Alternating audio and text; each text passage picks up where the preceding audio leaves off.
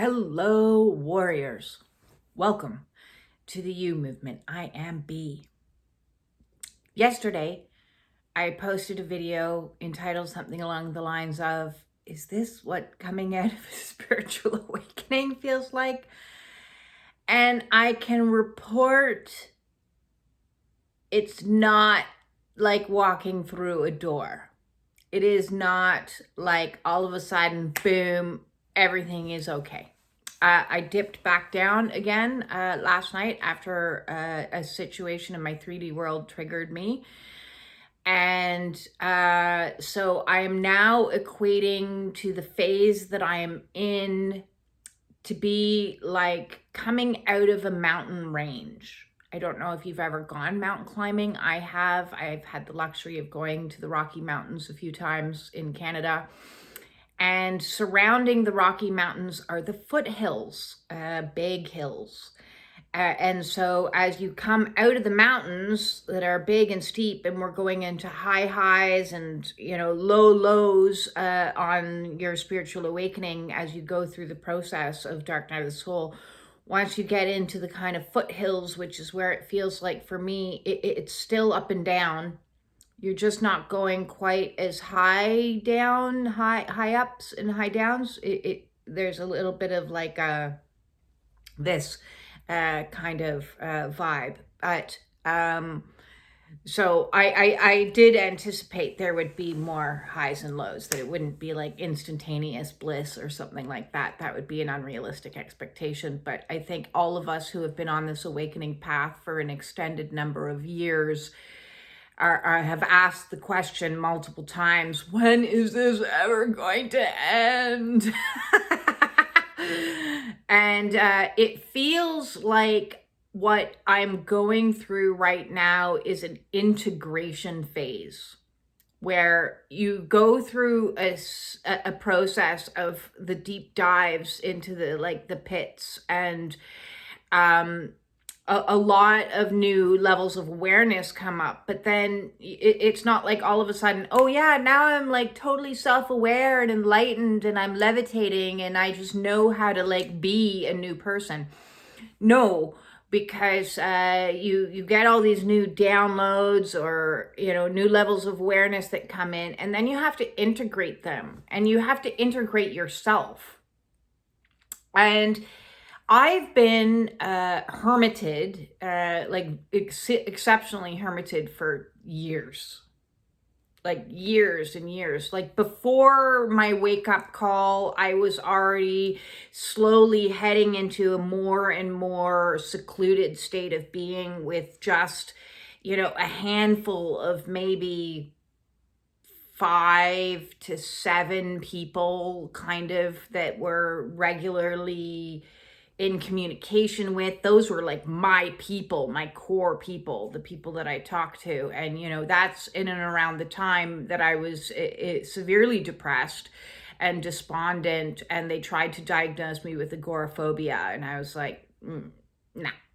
I wish they had tried to diagnose me with the correct diagnosis, which is clearly autism, because as I've been on this awakening path, the huge proponent of awakening is ripping off all kinds of labels that don't fit with you. I've said that on multiple videos in the past, but it's also affixing labels that do fit with you.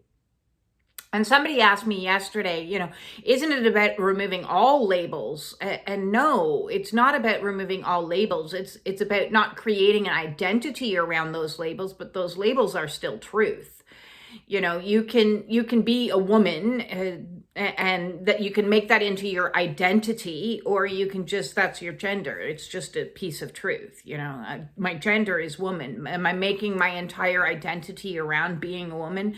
No, I'm not. Is a label of autism a truth that fits with me? Yes, it is. Am I going to make my entire life all about autism? No, I'm not. But I do want to understand how it plays out in my life so that I can function better.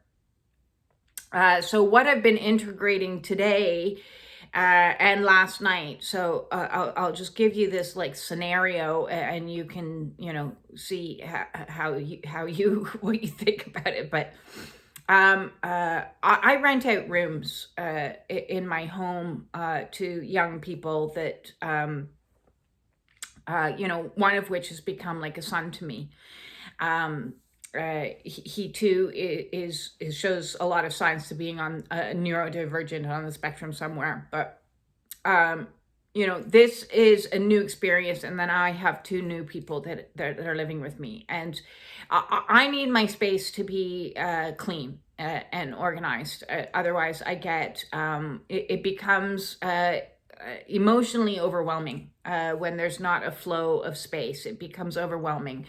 Especially because, one of the things, my ex was a hoarder and had messes everywhere. He was like a slug, and there was just a constant trail behind him. So I spent my life constantly picking up the messes and trying to keep on top of a house and organize it in a way that made me feel like I was going insane. And so I don't know if that's a sensitivity because I'm neurodivergent, or it's or my response is because how I respond is neurodivergent, because I had almost like a mini meltdown last night because things were just too chaotic, and which then triggered a lot of my previous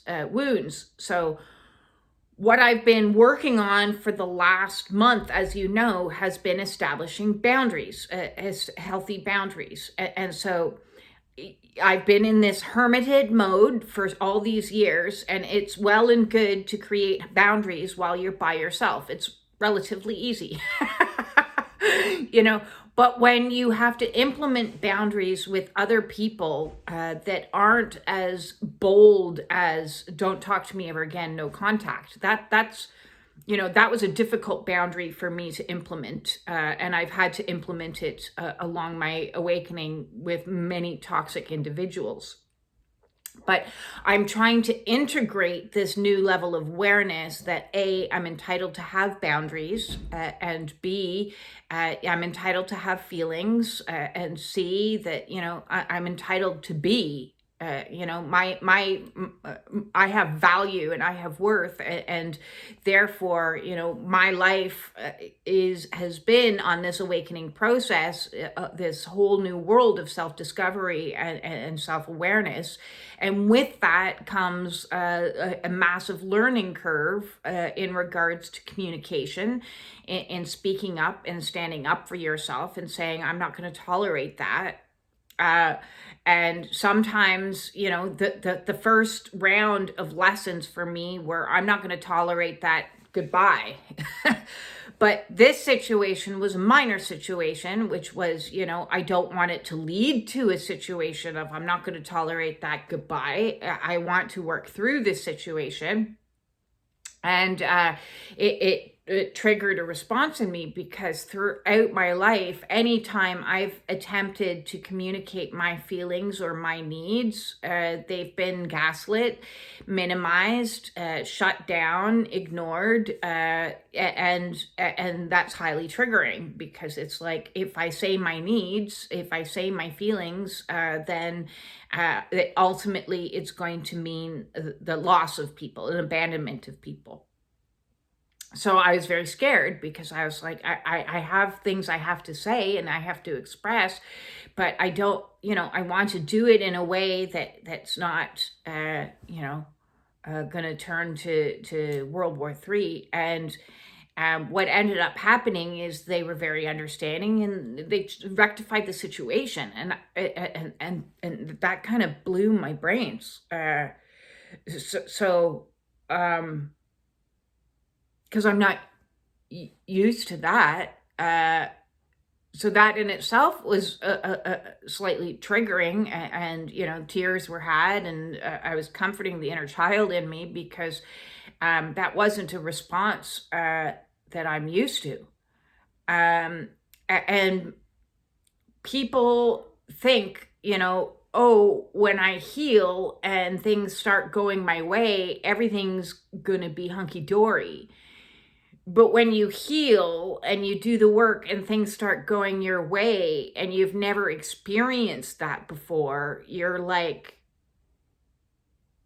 what just happened? So there was a time period in between where I went through my old patterns that I was observing of catastrophizing and doomsdaying and, oh no, this isn't what I wanted. And then when it didn't go that way, it actually was resolved. Yeah,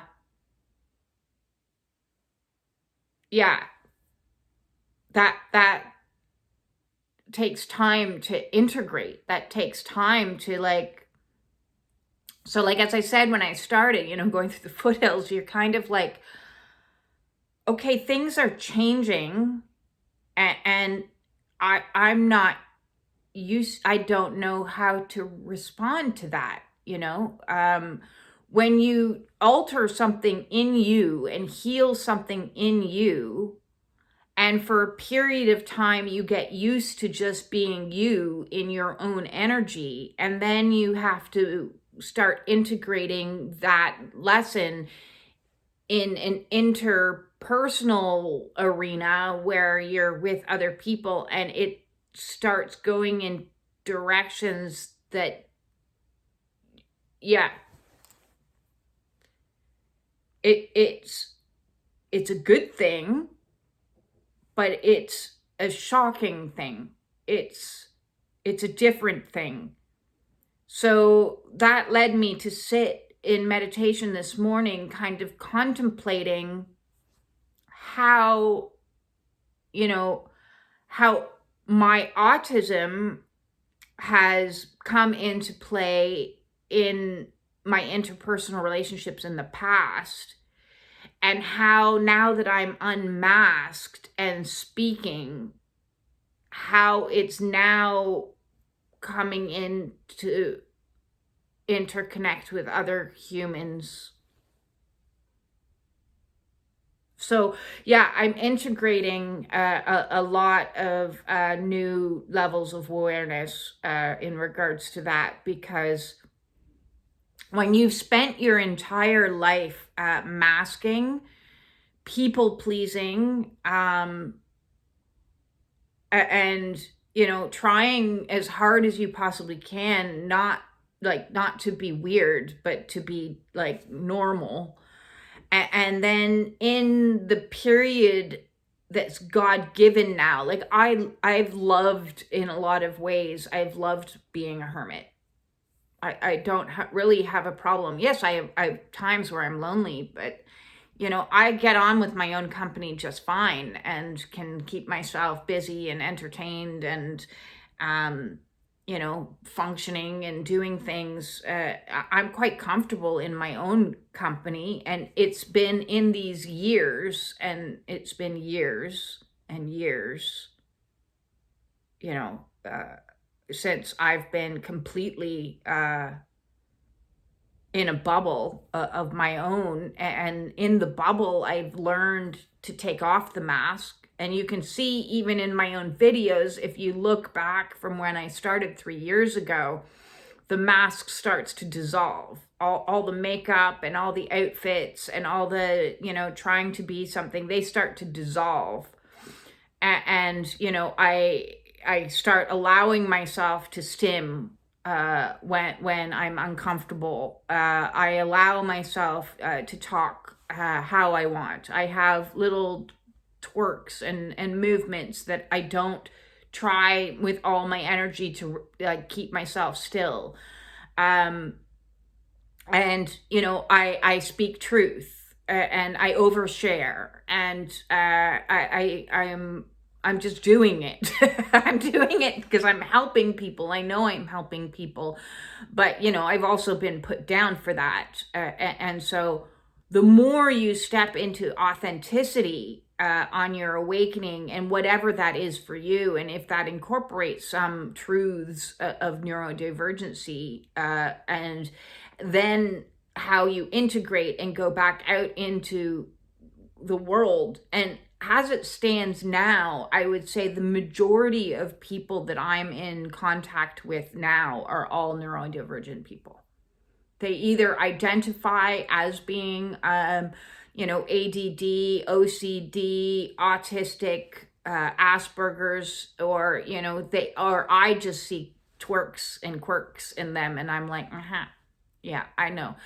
And, for me personally, spending $3,000 to get a diagnosis that tells me I'm disordered is not what I need.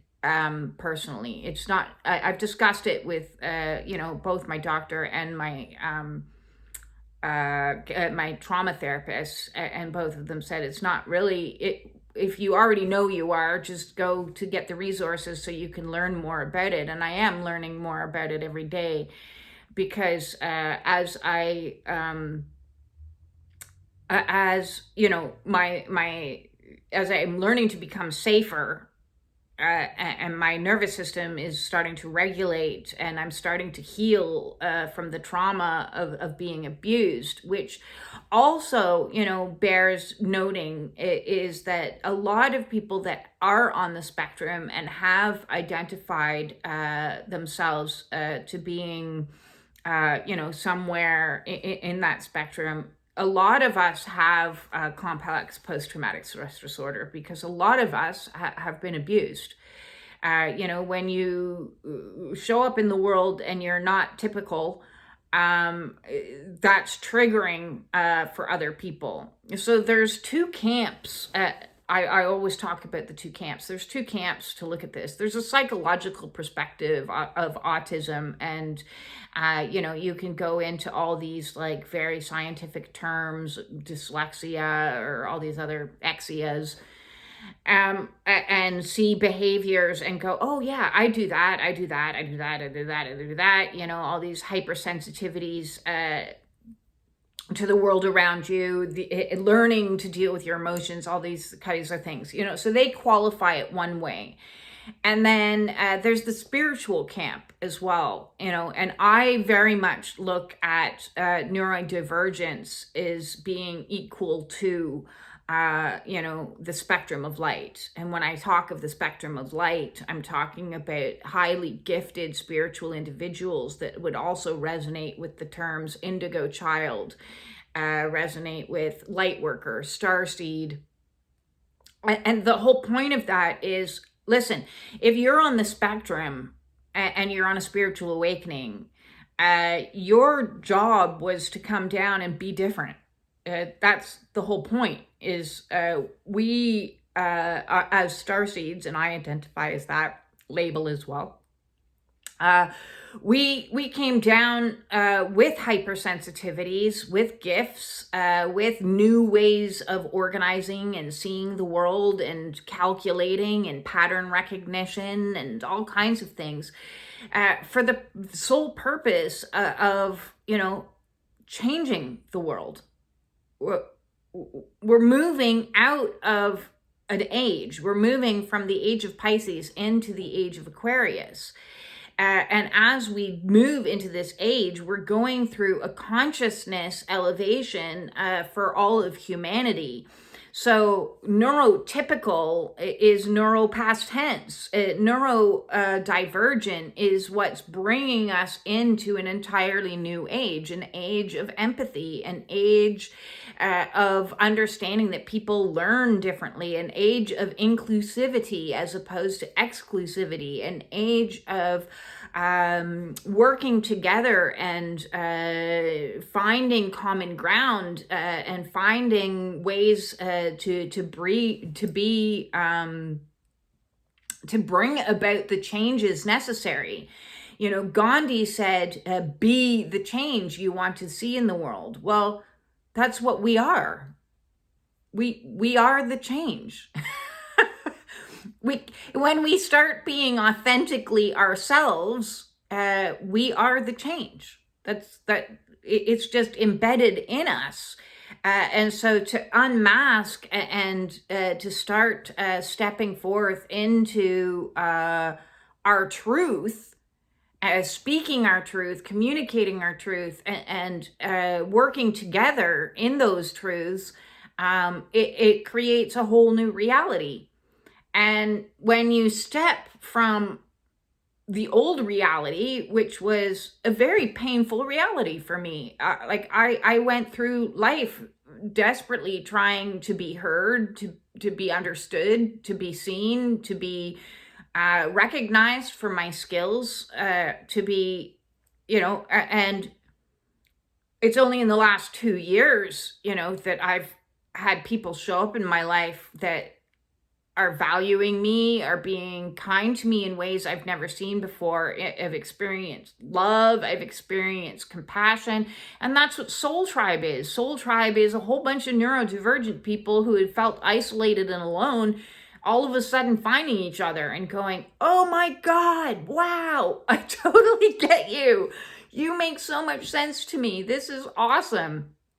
And so that's where you find your community, is in understanding in our differences, we are similar. In our differences, we have community, and we're no longer alone. The story of the starseed is that we were planted, spread far and wide, just like seeds. I don't know if anybody out there gardens, but if you plant seeds too close together, they have no room to root and no room to grow. So, these neurodivergent individuals were planted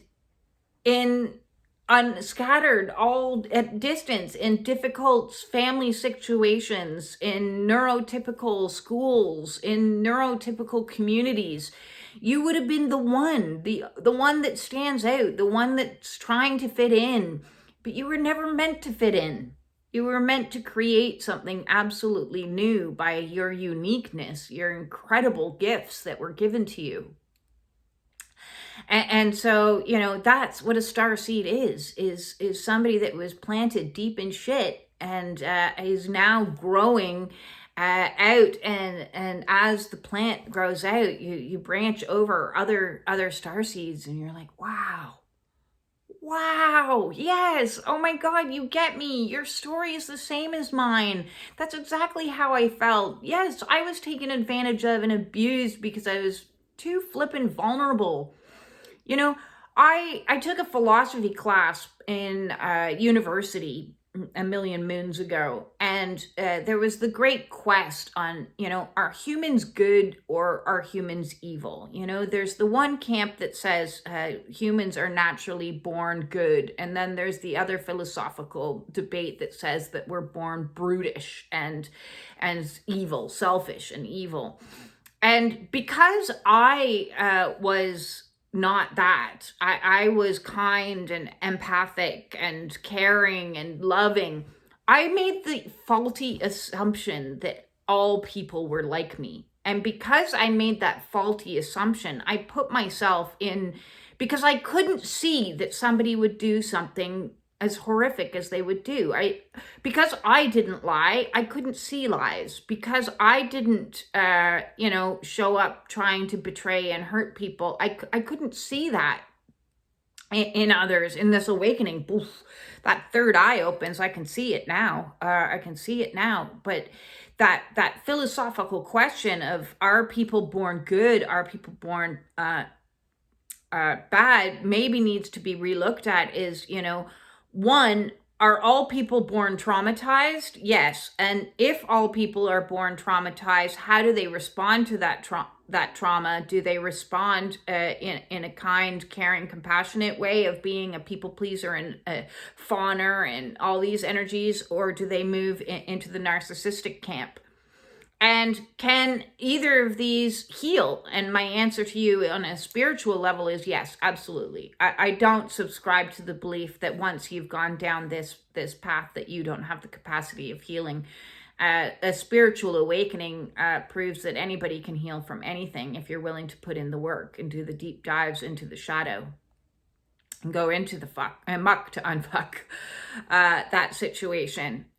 So, you know, I question how many people actually right now are neurodivergent people who have suffered from trauma, who are behaving in manners that are trauma responses from a system that is faulty and breaking down and needs to be rebuilt. And it will be rebuilt as each individual steps into their own personal power and authenticity and heals.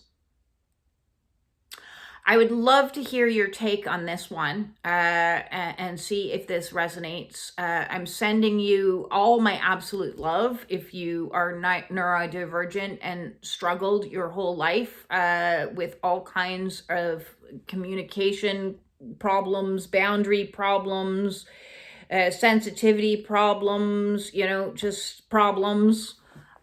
You really have my absolute love. I know, I see you. And if you want to book a one-on-one with me to discuss some of this stuff, the way to do that will be in the description below. I got to catch up with that. I've been a little bit late because I upload on my phone and then I have to go back to my computer and upload everything. So there's been so much going on spiritually that it has been kind of hard to do some of the little work. But I need to do that too. If you are wanting to book with me, send me off an email or get in touch with me within the Spiritual Warrior Support Group, or send me off a DM on Facebook as Be Freedom. If you're wanting to do an oracle, I'll see you on Sunday at 4:44 for a live vibe catch up for Vibe for the Tribe. That's the neurotypical tribe.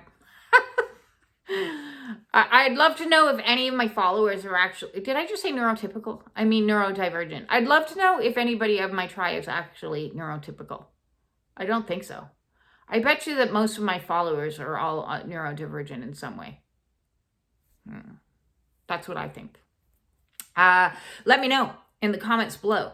I'm sending you my absolute love. Peace out.